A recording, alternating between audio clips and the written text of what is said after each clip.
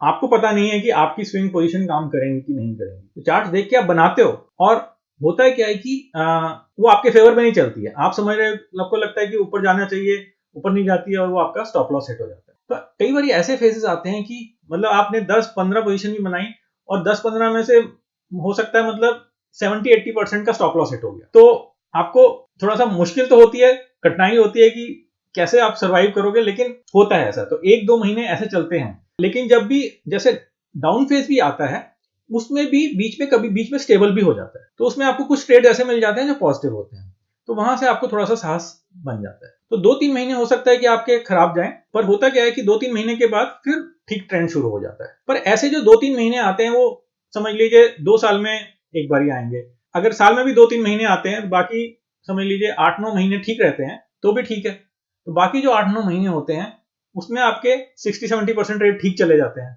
यहाँ पे 60-70%, 80% रेट खराब चले जाते हैं। तो 2-3 महीने में 60-70% रेट खराब गए, वर्सेस 8-9 महीने में 60-70% रेट्स ठीक गए। तो वो आपको देखना पड़ता है। जब आप करेंगे तभी होगा, कि जब आप उस फेज से निकल जाएंगे तभी आपको समझ में आएगा कि हाँ, नेक्स्ट टाइम ठीक होगा।